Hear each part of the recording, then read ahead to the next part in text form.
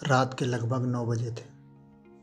सुमित अपने पढ़ाई में व्यस्त था क्योंकि कल उसकी इंटरमीडिएट की परीक्षा थी। तभी अचानक जोरों से बारिश होने लगी। वो छत पे गया और उसने जो आज कपड़े धोए थे वो ले आया और अपना कोर्स याद करने लगा। 1 घंटे बाद फ़ोन की स्क्रीन जली।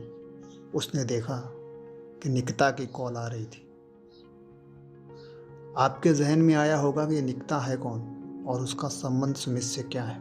माफ़ करना, मैं आपको बताना भूल गया कि निकिता उसकी बहन की बेस्ट फ्रेंड है। आज से लगभग 2 साल पहले उसकी ही बहन ने विद्यालय में परिचय करवाया था और वहाँ एक दूसरे को अच्छी तरह से जानने लगे थे और दोनों एक ही कक्षा में पढ़ते थे और आजकल एक दूसरे को डेट भी कर रहे हैं। तो आपको लेके चलते हैं कहानी की तरफ। जब निकिता ने रात को 10 बजे सुमित को कॉल किया और सुमित ने कॉल रिसीव किया और बोला, हेलो निकिता, क्या हाल है? कैसे याद किया इस नाचीज़ को, वो भी रात को 10 बजे? सुमित, अब हम एक दूसरे से कभी नहीं मिलेंगे, निकिता ने दुखी होकर कहा।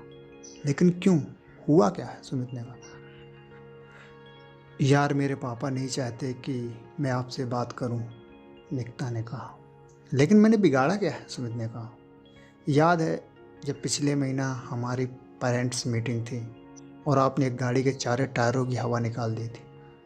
हाँ, वो तो विशाल की थी ना, लेकिन आपको एक कोट पैंट पहने हुए एक इंसान जो आपको ये करने से रोक रहा था, उससे आप बेवजह ही लड़ने लगे थे।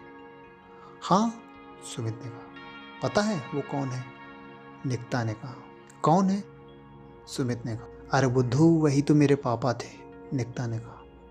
माफ़ करना, मैं नहीं जान सका कि आपके पिताजी थे, निकिता ने कहा। उन्होंने साफ मना कर दिया है कि तुमसे मिलने को और परीक्षा समाप्त होने के बाद मुझे दिल्ली भेज रहे हैं आगे की पढ़ाई के लिए। मैं भी अपने भविष्य को ध्यान में रखते हुए हाँ कर दिया है। वैसे भी तुम मध्यम श्रेणी परिवार से हो, मेरे सपने क्या, तुम मेरे खर्चे भी पूरे नहीं कर पाओगे। लेकिन मैं तो तुमसे प्यार करता हूँ, सुमित ने कहा। निकिता ने कहा, सुमित जी, सिर्फ प्यार से पेट नहीं भरता, समझे। सबसे पहले अपनी आर्थिक स्थिति को बेहतर बनाओ और कुछ काम धंधा करो, रुपए पैसे कमाओ, समझे।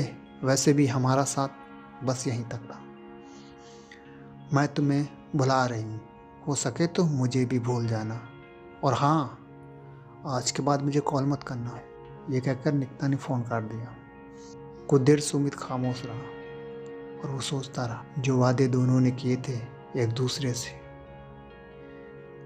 वो ये याद करके उसके आंख के कुछ बूंद उसके गालों से स्पर्श करते हुए हिंदी के किताब पे जा गिरे। उसने जैसे तैसे खुद को संभाला और निकिता को कॉल किया तो उसका फ़ोन बंद आ रहा था। उसने बाहर खिड़की से झांक कर देखा तो बारिश की छोटी छोटी फुहारें नुमा बूंदें एक छोटे से पीपल के पेड़ को गिरकर उसे नवजीवन दे रही थी। टप टप टप। उसके बाद नियति को जो मंजूर था वही हुआ।